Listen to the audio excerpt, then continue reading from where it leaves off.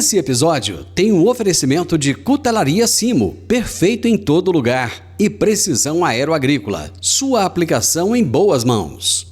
Agro e Prosa, apresentação Divino Ronaldo. A minha entrevistada de hoje é Ana Miranda, que é CEO da HB Pooling, e o tema da nossa entrevista será sustentabilidade para diminuir perdas de alimentos no transporte. Ana, prazer receber você aqui, seja muito bem-vinda. Muito obrigada, Divina. Eu agradeço por esta oportunidade. Espero que seja uma conversa construtiva e informativa. Será, com certeza absoluta. Você está em Curitiba, é isso? Em Curitiba, sim. Estou aqui em Curitiba, está um tempo muito bom hoje. Raramente isso acontece nesta época do ano, então está um dia muito bonito. Só que esse sotaque seu não é do pessoal de Curitiba, é? Não. É assim, já é um sotaque meio misturado já, né? Mas é do Porto, é um sotaque típico do Porto. Típico do Porto, da cidade linda do Porto, lá em Portugal. Muito bem. Há quanto tempo você está no Brasil, Ana? Eu estou há 10 anos no Brasil. Eu vim por questões familiares, acompanhei meu marido, eu e as minhas filhas, e eu já tinha experiência de trabalhar cá no Brasil, portanto, eu era uma executiva numa empresa sul-africana, mas decidimos mudar aqui para o Brasil, e desde então eu trabalho na HB. Então já há 10 anos estou na HB, e é um projeto que, longo, né? Começámos do nada, absolutamente nada, e pronto, tenho-me dedicado a isso. O que levou à criação da HB? Por que você teve essa ideia? Eu acho que no Brasil tem mercado para isso e eu vou criar. O que foi? Então, a ideia não foi minha, que pena, né? Mas, na realidade, os donos da empresa eles são holandeses e na Europa é um conceito muito difundido. Então, existem várias empresas que fazem pooling de todo tipo de equipamentos, não só caixas para FLV. E eles tinham experiência já de fazer uma empresa na Holanda e quando chegaram aqui no Brasil, numa visita de negócios que não tinha a ver especificamente com pooling, eles identificaram uma oportunidade e pronto, e decidiram investir no Brasil. O que é Pronto, pooling? assim. Explica o significado dessa palavra e como é que esse pooling contribui para reduzir perda de alimento, por exemplo. Então, o que é pooling? Pooling é um sistema que permite que vários participantes de uma cadeia de suprimentos usem o mesmo equipamento, sem que cada um deles tenha que comprar os seus próprios. Então, eu vou ter um equipamento que vai passar de um player, de uma determinada empresa, vamos imaginar neste caso produtores rurais, e depois são entregues no varejista, que é o outro participante da cadeia de suprimento, vai para a loja, volta para o CD de reversa, volta para a empresa dona do pooling, é higienizado e volta de novo para a cadeia, não necessariamente para o mesmo produtor, como é óbvio. Então, essa ideia de pooling, né, tem a ver com uma piscina, né? É precisamente isso. Então, nós vamos ter ali uma água e essa água vai sendo usada e voltando à piscina. Quando ela volta à piscina, a água mistura-se. É a mesma coisa aqui, acho que a ideia é a mesma, por isso que eles usaram o termo pool da piscina, né? Então, nós somos os donos do pool, não necessariamente precisa de ser assim. A vantagem de ter um dono do pool é que ele vai gerir essas passagens, né? Então, nós vamos gerir quem retirou, quem entrega, quem recebeu e de volta o retorno. Então isso facilita a gestão desses equipamentos, não é? Que esse é um dos problemas de quando você tem os seus próprios equipamentos. Você entrega no varejista e depois você tem que garantir que ela retorna para você. E isso é uma grande dificuldade para os produtores. Mesmo que eles tenham caixa própria, um dos problemas que eles enfrentam é a perda das suas caixas, não é? E eles têm que continuamente investir em novas caixas, não é? Às vezes o produtor rural é muito cobrado e ele tem a preocupação em sempre produzir mais, né? Aqui no Brasil a gente sempre quer produzir mais, mais por área, a gente tem essa preocupação com a quantidade e com a qualidade dos alimentos. Mas é impressionante a quantidade de alimentos que se perdem no meio do processo, né? Existe uma diferença, Ana, entre perda e desperdício de alimentos dentro da cadeia produtiva? Eu acho, sim. eu acho que a nomenclatura que as empresas dão, quando tu falas em desperdício, é como se fosse uma coisa marginal. Então, tu assumes um determinado desperdício, mesmo numa indústria, né? Eu sempre trabalhei em indústria, tu assumes que existe um determinado desperdício quando tu usas uma matéria-prima. E isso é sempre muito marginal. Quando tu consideras perda, por exemplo, aí já não é algo que tu possas aceitar, porque vai além desse marginal que faz parte de qualquer processo produtivo, não é? Então, sim, quando começas a falar em perda, no caso, por exemplo, no varejo, nós estamos a falar já de números bem relevantes, não é? Mesmo aqueles que ficam só na loja. Eles medem o que se a perda da loja, e aí já são números bem relevantes. Estamos a falar entre 9% a 11% hoje no mercado brasileiro do varejo. Só na loja, tá? Só na loja. Então, sim, existe uma diferença. Aquele desperdício é aquilo que tu já consideras na tua conta e a perda é o que vai além. Eu vi uns dados que me assustaram, Ana, que dizem que as perdas no Brasil chegam a 50% entre a colheita e a comercialização e que a média global é de 14%. É isso mesmo? Então, é um gráfico muito interessante que foi publicado pela FAO, que é Food and Agriculture Organization. Eles publicaram um estudo que se divide em regiões, então eles dividiram Europa, América do Norte, América Latina, países asiáticos, e é incrível como tu vês. E eles fizeram uma análise entre o que é que se perde na produção, o que é que se perde no processamento, na distribuição e no consumo também. Então, consumo, o que é? É quando eu compro um produto e não vou consumir. Então, eu vou perder, certo? Vai haver uma perda que é da responsabilidade do consumidor. Quando tu comparas essa perda, por exemplo, dos Estados Unidos com a América Latina, que no caso inclui o Brasil, nós vamos ter uma disparidade de números. Nós vamos ter um desperdício muito superior nos Estados Unidos e quase nada na América Latina. O consumidor não perde, não compra para não consumir, ele compra e consome, certo? Nos Estados Unidos já existe outra mentalidade. Agora, quando tu vais comparar as fases anteriores, é exatamente o oposto. Então, tu vais ter um desperdício no Brasil, na América Latina, entre, por exemplo, só distribuição e pós-colheita, nós temos mais de 20%, só aí. Enquanto que nos Estados Unidos é irrisório, são valores muito, muito inferiores. Então, tu tens um país desenvolvido, que tem uma infraestrutura, equipamentos, cadeia de frio, os produtos chegam impecáveis à loja, o consumidor compra e depois na sua geladeira tem uma outra mentalidade de consumo, né?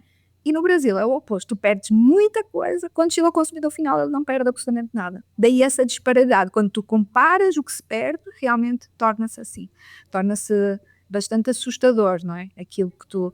E hoje em dia, assim, voltando um pouco aí à perda e desperdício, né? Os produtores estão, assim, enfrentando desafios, não é? Que obrigam a outra mentalidade. Desafios como, por exemplo, mudanças de clima. Então, as mudanças de clima estão a ter muitos impactos de redução de safra. Então, tu não te podes mais dar ao luxo de não produzir ou perder produto, não é? Porque cada vez mais é mais difícil de produzir. Além disso, tens também questões de redução de mão de obra rural. A escassez de mão de obra, não só rural, mas com certeza a rural tem maior impacto.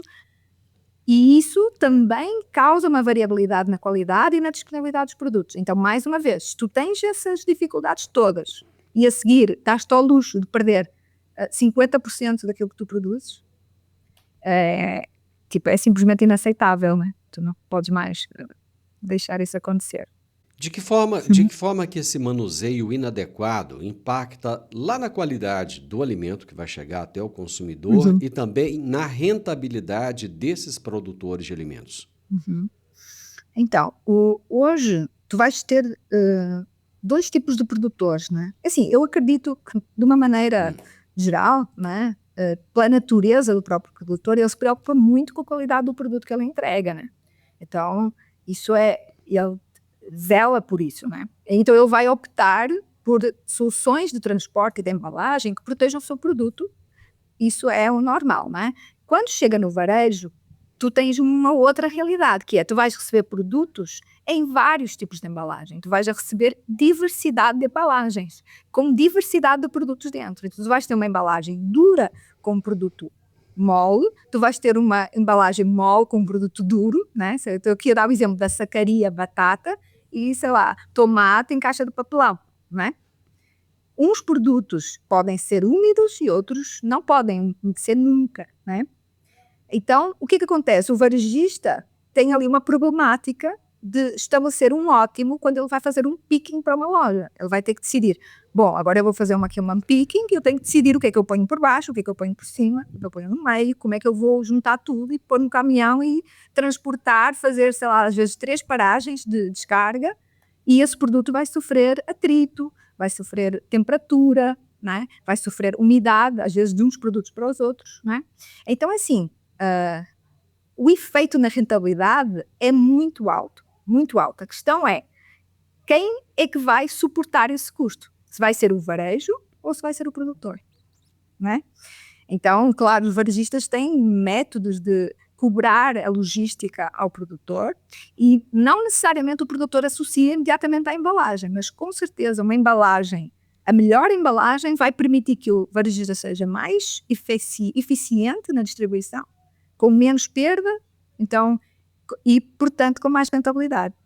E isso afeta a cadeia toda. É natural que o produtor, quando está a tomar a decisão de embalagem, eu penso só do seu packing house ou da sua fazenda até ao momento que ele entrega ao varejista, mas não pode pensar assim. Não é assim que nós temos que pensar para otimizar toda a cadeia.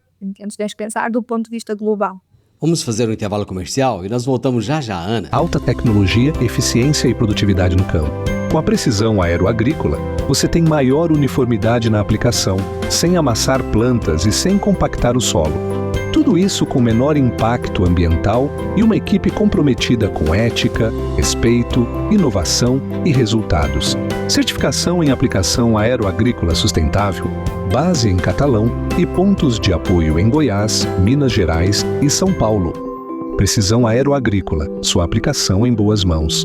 Acesse www.precisãoaeroagrícola.com.br. Eu estou conversando hoje com a Ana Miranda, portuguesa, que vive no Brasil há 10 anos.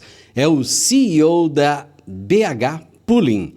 E estamos falando a respeito de sustentabilidade para diminuir perdas de alimentos no transporte. Nós já evoluímos muito em questões de embalagens, porque, por exemplo, eu lembro muito bem, antigamente o pessoal usava umas caixas de madeiras todas feias, todas tortas, né, desestruturadas. Né? Sim. E ainda hoje, nos rincões do Brasil, ainda é muito comum a gente verificar isso. Como é que a gente está em termos de evolução? Sim. Eu acho que está muito aquém. Assim, eu acho que existem já soluções. É necessário que cada solução seja avaliada por aquilo que ela é. Então, o que acontece muito hoje? Quem toma a decisão de qual embalagem usar numa determinada cadeia de suprimentos? Então, quando tu não tens um decisor e tens vários que tomam a sua própria decisão, tu não vais conseguir fazer o ótimo, não é? Então, eu acho que no Brasil já se fez muito, não é? Óbvio, já existe pooling, já existem muitas empresas, produtores que preferem a caixa de pooling do que a sua própria embalagem ou uma de papelão, né? Ou sacaria, né? O que seja, mas ainda existe muitos mercados menores, o Ceasa, o próprio Ceasa, né? Tem uma mentalidade diferente, né? E assim, tu notas uma diferença grande às vezes entre produtores e distribuidores, né? Então o produtor tem uma determinada mentalidade, o distribuidor tem outra, né? E com certeza quando tu vais para a Europa, por exemplo, nós sempre fazemos viagens, uma vez por ano, levamos alguns clientes, tanto produtores quanto varejistas, para conhecer os nossos clientes lá na Holanda. E várias realidades, tanto varejista quanto produtor. E assim, é incrível, porque simplesmente tu não trabalhas de outra forma, simplesmente não podes trabalhar de outra forma. Porque tu vais ter muita ineficiência na tua cadeia logística e tu não simplesmente ficas fora do mercado se trabalhares assim.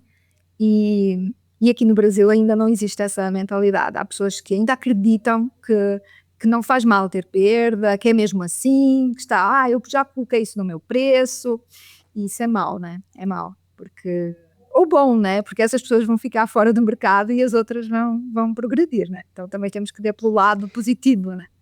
Mas eu acho que o país tem muito a evoluir. É muito comum a gente no supermercado, você vai comprar tomate, por exemplo. Chega lá, tem, sei lá, um montão de tomate. E, Uma grande parte daquele tomate tá podre. Você chega a sujar a mão. pô, Quer dizer, sim, sim, houve ali um desperdício, o dono do supermercado perdeu, logicamente. Quem vendeu sim, para sim. ele, se vendeu um produto de qualidade duvidosa, vendeu mais barato, teve que vender mais barato. Quem vai comprar não vai pagar o preço que vale naquilo ali, então acaba que todo mundo, eu acho que acaba perdendo Sim. nessa história, né? Sim, eu concordo com você. E você focou em um ponto muito importante, que é a loja. Então eu vou lhe dizer qual o discurso de uma pessoa que é responsável pelas lojas. Quando eu vou ver lojas assim, né, eu digo, mas esta exposição, ela destrói o produto. Olha o trabalho que deu produzir este produto, água, terra, tempo, viagem que fez, pessoas. E agora você põe ali um tomate por baixo de uma camada de peso absurda. É óbvio que aquele tomate vai estragar. Eu não suporto isso. Você tem que pôr uma camada baixinha. O discurso é, o brasileiro gosta de ver abundância. Ele só compra se tiver muita abundância. Se não tiver abundância, ele não vai comprar. Então, essa é a resposta que eu recebo, né? Aí eu mostro fotos de lojas lá na Europa em que o produto não é manuseado. O produto simplesmente não pode ser manuseado. Então ele sai desde a fazenda, o produtor coloca na caixa, essa caixa é embutida em um display da loja e ninguém pega, ninguém vira, ninguém põe peso em cima. Então isso aí não existe, porque claro, as perdas aumentam muito. Para além da produtividade, né? Você, por exemplo, numa loja hoje, os supermercados estão cheios de vagas de pessoas para trabalhar. Não existem pessoas mais para trabalhar na loja. O turnover é altíssimo e as lojas estão sofrendo muito com isso, não é? Então, o que acontece? Uma coisa é você abastecer cerveja, outra coisa é você abastecer fruta, né? Frutas e legumes. Se você não tem um equipamento que permita um abastecimento fácil e rápido, você muitas vezes não abastece a sua banca. Ou faz o quê? Abastece de manhã, tipo, uma vez, e depois não abastece mais. Então de manhã você vai lá, faz aquela pilha gigante, o dia todo mundo mexendo em tudo que está lá. Então, assim, hoje o supermercado está enfrentando também pressões que vão obrigar a esta mudança de paradigma, essa questão aí da abundância, o brasileiro tem um determinado gosto. Eu acho que tudo vai evoluir, então eu acho que é uma espiral positiva, entendeu? Todos os fatores, todos os intervenientes da cadeia, incluindo o consumidor, vão exigir outro nível de comportamento, entendeu? Eu acho que às vezes, Ana, a gente usa a questão cultural como desculpa para preguiça mesmo de mudar, falta vontade de mudar. Por exemplo, antigamente todo mundo que chegava na casa da minha mãe, ela fazia um café novo. Era muito comum, se chegasse 10 pessoas no dia, ela fazia 10 cafés, jogava o café fora. Hoje em dia não existe isso mais. Ou seja, houve uma necessidade de mudança. Tá caro! Tá caro! Então, assim, você é forçado a mudar, a melhorar. E eu acho que o Brasil tem isso. O Brasil precisa Não, e forçar, né? A gente pensa que nunca vai acontecer, mas nós estávamos aqui a discutir internamente. Um colega meu de trabalho visitou o Reino Unido e ele visita vários produtores. E ele estava a comentar, não me lembro exatamente qual era o produto, tá? Mas eu não me lembro. Não sei se era abacate, se era brócolis, não sei. Só sei que você vai a um supermercado em Londres e não são todos que têm brócolis ou abacate, eu não me lembro especificamente. Então, assim, o produto começa a não existir. Mesmo que tu queiras consumir, tu não tens mais. Então, assim, compara essa abundância, né, de país tropical, né, com o que vai acontecer. Porque, assim, isso vai acontecer. Quando deixar de haver produto disponível na Europa, vai haver exportação, né? E, pelo menos em alguns produtos em que isso é possível. Então, assim, o brasileiro, tal como o inglês, mudou. O inglês mudou, o brasileiro também vai mudar. Isso não existe, assim, essa diferença, sabe? Eu acho que, talvez por eu ser estrangeiro, às vezes eu chamo, porque os brasileiros são assim. Eu sempre digo, olha, eu acho que é o ambiente que molda a pessoa, né? Não tem nada a ver com o brasileiro, né? É o ambiente, e o ambiente vai mudar. Né? Tudo é bênção e tudo é maldição. Então, quando você tem demais, quando você tem excesso, às vezes a bênção se torna maldição. Né? Claro, com certeza, sim. Mas do ponto de vista das reações humanas, eu posso lhe dizer que os brasileiros são iguaizinhos a todas as outras pessoas que eu conheço de outros países, assim, na minha percepção. Eu não vejo assim muito essa diferença, porque realmente quando começa a mudar o teu ambiente, começas a ter determinadas reações, não é? E naturais, humanas, e por isso é que há mudança. Então eu acredito que no Brasil, apesar de ainda algumas coisas não terem acontecido, algumas coisas, mas vão acontecer. Eu acredito nisso, que sim, que faz todo sentido. Eu acho que foi muito importante isso que você falou. O brasileiro é igualzinho a qualquer outro povo. Isso mostra que a gente é gente. Onde tem gente, da mesma forma. É da mesma forma. Não muda muito. E como é que vocês, enquanto pooling, servem de solução? Por exemplo, eu estou em Goiás. A sua empresa ela não opera em Goiás ainda, né? O que vocês poderiam mudar aqui nos supermercados, nos mercadinhos? De que maneira vocês poderiam fazer com que esse produto que está na gôndola fique mais apresentável, fique mais bonito, que eu possa chegar lá e brilhar ainda mais os olhos e querer pagar, às vezes, até um pouco mais por aquele produto? Sim. Então, hoje, assim, a forma como nós implementamos aqui no Brasil é da seguinte forma. Quem decide usar pooling ou usar embalagens diversas é o varejo. Então, o varejista é o decisor aqui. Ele é o poder aqui nesta cadeia, vamos chamar assim. Então, no nosso caso, o que é que nós fazemos? Nós fazemos acordos operacionais com o varejista, em que ele diz assim, eu vou só trabalhar com esta embalagem e o produtor retira no nosso centro de distribuição. Então, o que é que nós fazemos? Se um varejista de Goiás fechar esse acordo com a HB, nós vamos colocar um centro de distribuição em Goiás, os produtores que atendem essa rede da região podem retirar lá para entregar nessa rede, ou outros produtores que estejam em outras regiões do Brasil onde nós já temos centro de distribuição também podem retirar nesse centro de distribuição e entregar lá. E aqui nós começamos a ver um aspecto muito interessante de competitividade, não é? Porque tu ofereces como uma embalagem, tu ofereces, por exemplo, a um varejista a possibilidade dele comprar não só ali dentro da sua região, mas comprar de outras regiões, do Rio Grande do Sul, comprar do Nordeste, não é? Então, de São Paulo, e aí tu começas a ter acesso a uma rede de produtores maior, porque todos usam essa embalagem. Da mesma forma, os produtores de Goiás também conseguem, a partir desse momento, começar a entregar a varejista de São Paulo. Não é?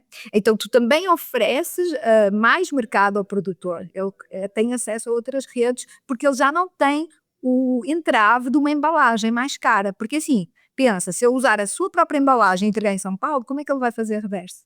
É impossível, ele perde a caixa, não é? E se ele usar papelão, nós estamos a falar aqui uma diferença de menos de metade do preço de uma caixa de papelão, certo? Então uma embalagem de pooling é menos de metade do preço de uma embalagem de papelão, seja ela qual for. Então, é dessa forma que nós poderíamos estar em Goiás. É ter um varejista que optasse pelo pooling. Quem é o cliente de vocês hoje? É o grande varejista? O médio? O pequeno? Qual que é o perfil dele? Nós temos todo tipo. Nós temos desde o GPA, Carrefour, como temos varejistas bem pequenos, não é? Assim, de 40 lojas, 20 lojas, como por exemplo o IMEC no Rio Grande do Sul, temos o Boa, perto de Campinas, São Vicente, Savanhago, Hortifruti Natural da Terra. Então, assim, temos tanto o Giga também, é nosso cliente. O ponto aqui é que o varejista tem que ter essa visão e não é tão dependente do tamanho, tá? Não tem diferença para nós a questão do tamanho. Então, se nós estamos aqui em São Paulo, qualquer varejo pode trabalhar connosco, né, em São Paulo, qualquer varejo pode trabalhar connosco no Paraná, nós já temos toda a estrutura de distribuição montada, é mais fácil. Né? Quando tu vais com um estado novo, claro, tu vais com um determinado volume, senão acaba por não ser eficiente, né? Mas todos os estados têm grandes varejistas, né? Há mercados que são mais com redes nacionais e há mercados que têm redes locais, regionais, né? Muito relevantes, muito importantes, né? Ana, eu vou fazer mais um intervalo para os comerciais e já já nós estamos de volta. Eu sempre gostei de canivete, desde os tempos em que eu fazia o curso de técnico agrícola, lá na Escola Agrotécnica Federal, que eu usava canivete. e agora eu tenho o privilégio de ter o meu canivete personalizado. Inclusive, tem um em formato de soja. É isso mesmo, é o canivete da Simo. Você gosta de canivete? Eu acho que vale a pena então você conhecer. Pra pescar, montar ou acampar, com canivete Simo você pode confiar. Lâmina de aço afiada e segura, com bainha de couro, é qualidade pura. Canivete Simo pra você escolher, perfeito em todo lugar que você quiser ter. Canivete Simo pra você escolher, perfeito em todo lugar que você quiser ter. Canivete Simo, tecnologia a fio, perfeito em todo lugar. O Brasil perde muitos alimentos, desde o momento que é produzido, em toda a cadeia até o transporte, né? Muitos alimentos são desperdiçados na própria fazenda, no meio do caminho ali, durante o transporte, no supermercado e até mesmo na nossa geladeira.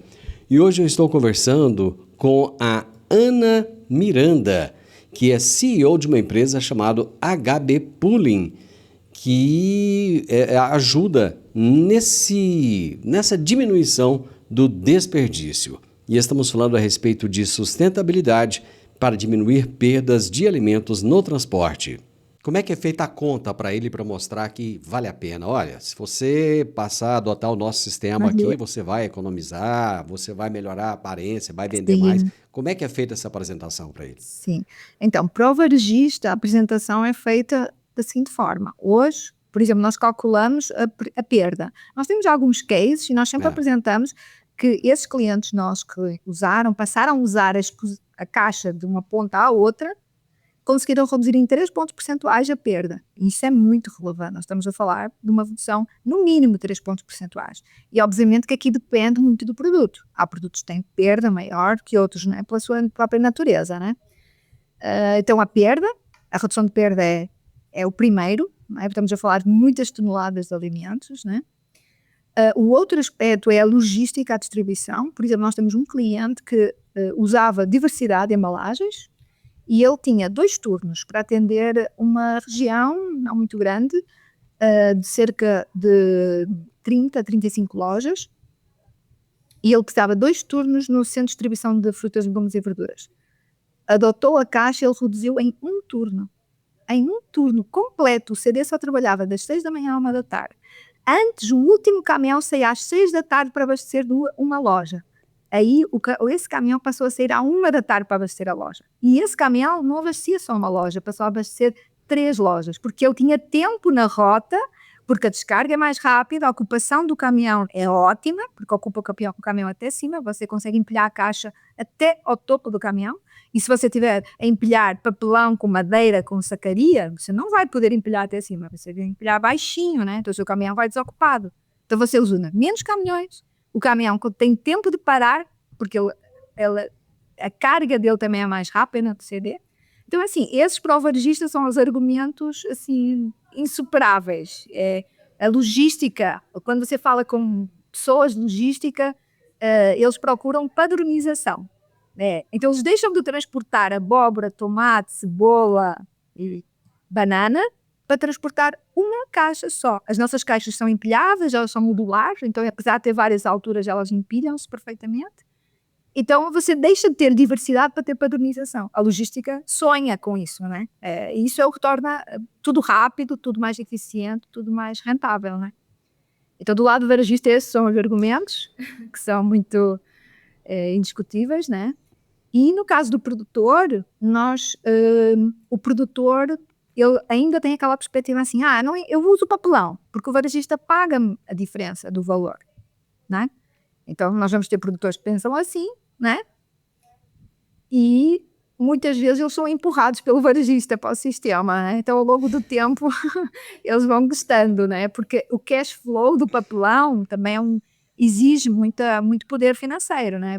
Hoje o papelão, as indústrias de papelão não têm papelão para entregar, então eles exigem que o produtor faça um contrato já para o ano e dizer assim, eu vou usar tantas caixas, né? E isso em termos de cash, né, de ter que pagar, mesmo que eu não use, também é um impacto muito grande, principalmente nos dias de hoje, né, com a taxa de juros como está. Então, são contas um pouquinho mais difíceis de fazer, porque o produtor muitas vezes ele é submisso em relação ao varejista. Mas os produtores maiores, os que são maiores, eles já reconhecem a vantagem. É muito mais vantajoso usar, porque eles têm muitos problemas quando eles, por exemplo, entregam muito longe. A embalagem tem que ser boa, porque senão eles perdem carga antes de chegar ao destino. E isso é a maior perda que eles podem ter, né? Nós estamos falando desde o início de fruta, de legumes e de verduras. Existem alguns outros setores do agronegócio que podem ser atendidos, que podem adotar essas embalagens compartilhadas? Sim. Então, nós já temos um case de ovos, nós já estamos transportando ovos na nossa caixa. E aí sim, quando tens grandes distâncias, comparar a perda de ovos, assim, os números estão assustadores. Não tem nada a ver com esses números que eu falei aqui. A quebra do ovo, principalmente quando estás a falar de regiões mais fora, por exemplo, do centro de São Paulo, em que tens distâncias longas, com estradas não perfeitas, né? Então estamos com um case de ovo muito, muito relevante. Estamos a fazer até um piloto esta semana para um cliente. E se der certo, todas as lojas desse cliente vão receber ovo em caixa plástica e vão deixar de receber ovo em caixa de papelão. E estamos a ver, temos um caso também de carnes. 2 clientes nossos têm unidades de fatiamento, não sei bem como explicar, não é que é o frigorífico. Um frigorífico? Não é frigorífico, é a seguir ao frigorífico. Eles fatiam, o supermercado tem uma espécie de uma pequena fábrica, eles fatiam, põem a vácuo e depois usam a nossa caixa para transportar para as lojas, para distribuição. Então não é dentro da produção, é na distribuição, porque a nossa caixa ela não é embalagem primária, tá? Então isso é bastante diferente, a forma como tens que higienizar uma embalagem secundária e uma embalagem primária e os requisitos da Anvisa para uma embalagem primária e uma embalagem secundária. Então isso difere bastante. Então nós somos embalagem secundária, é muito importante referir. Para já, nunca se sabe. O fato de vocês terem que buscar essas caixas, terem que higienizar, depois terem que entregar de novo, isso não acaba elevando muito o custo, não? Sim, a higienização ela é cada ciclo, então não existe a possibilidade da caixa ser usada 2 vezes dentro do ciclo. E isso garante que não existe contaminação cruzada, tanto de fungos, bactérias, doenças, quanto contaminação cruzada química, por exemplo, o que eu uso na batata, os químicos que eu uso na produção de batata são diferentes dos químicos que eu uso no tomate, Então eu não posso ter uma contaminação cruzada também química, então nós estamos a falar biológica e química. Então a caixa é higienizada todo o ciclo, toda a viagem ela é higienizada. Como é que nós higienizamos essa caixa? Então, e porquê que nós temos que higienizar? Por exemplo, quando tu passas de estado, ali por exemplo, do Rio de Janeiro para o Espírito Santo, a exigência, a autoridade sanitária, no caso nosso, o Ministério da Agricultura, para nós, e a Anvisa, eles exigem um certificado de higienização. Então, eles vão às nossas unidades, eles fazem auditorias, eles veem que tipo de químicos nós estamos usando na higienização e sanitização da caixa, Nós fazemos testes de swab várias vezes durante o dia para verificar realmente que não houve nenhuma bactéria ou fungo que ficou na caixa.